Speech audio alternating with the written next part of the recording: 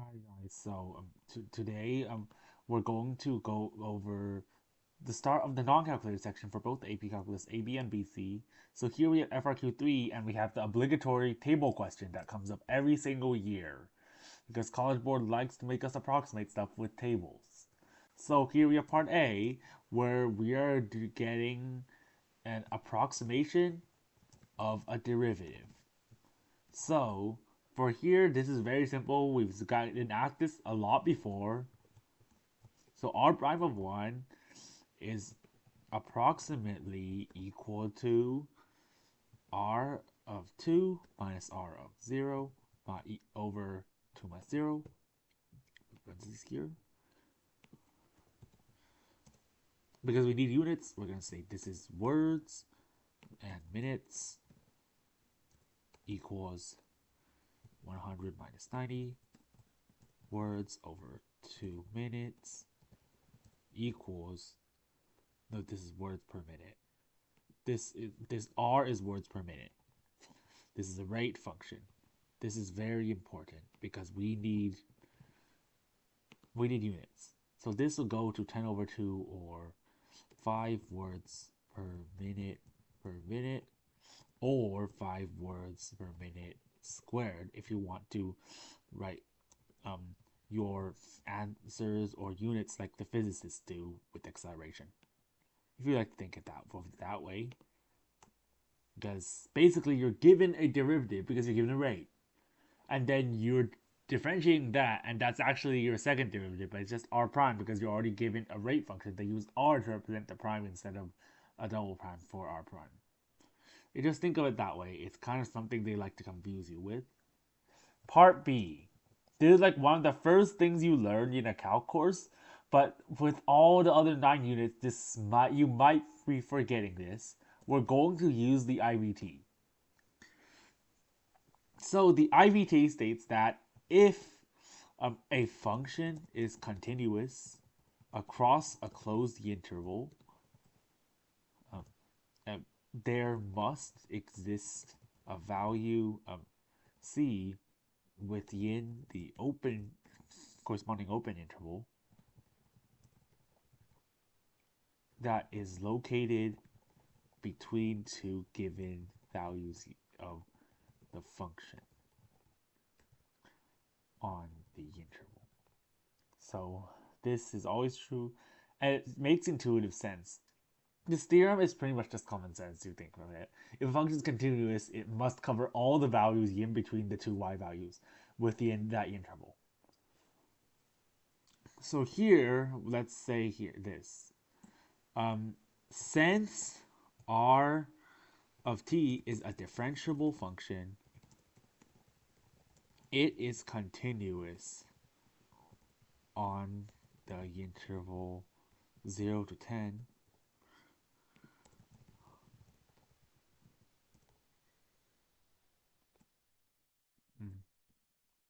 on the closed interval 0 is less than or equal to t is less than or equal to 10.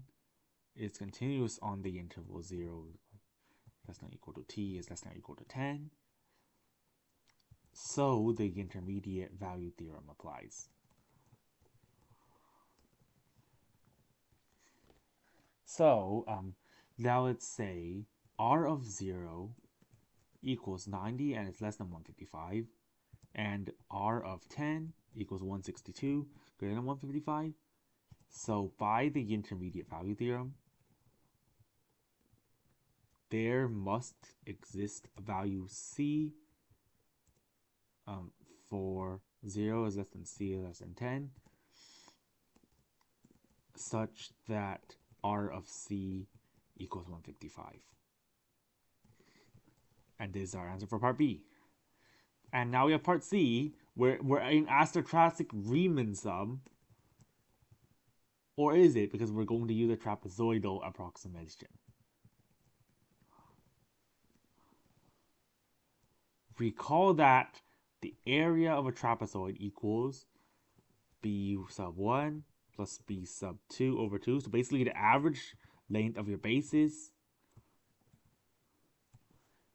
times your height, which will be, in this case, be the width of your subinterval. So we're going to say the integral from 0 to 10 of r of t dt equals approximately, of course, you're going to use the approximately equal sign here. And then you're going to set up your Riemann sum. So this has 3 subintervals. So you're going to kind of fill in the parts. You're going to say 1/2 times the sum of the two bases, which is 90 plus 100, times the height, which will be 2 minus 0. And we'll just say r of 0 and r of 2 for now. And now we're going to add the next one, 1/2 times r of 2 plus r of 8 times 8 minus 2. And then we're going to add the third subinterval, 1/2 r of 8 plus r of 10 times 10 minus 8. So this is going to give us 1/2 90 plus 100 times 2 plus 1/2 times 100 plus 150 times 6 plus 1/2 times 150 plus 162 times 2, which will give us 190 plus 750 plus 312 equals, and once you add this, you will get 1252 words as your final answer. And finally, part D, where you're going to evaluate a definite integral given. So first, let's define it. Total words read in 10 minutes is equal to integral from 0 to 10 of w of t dt.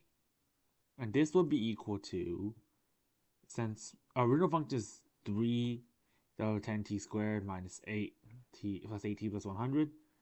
So we're going to say the integral from 0 to 10 of negative 3 over 10 times t squared plus 8t plus 100 dt equals, so this will go 1/3 t cubed, so this would be negative 110 times t squared,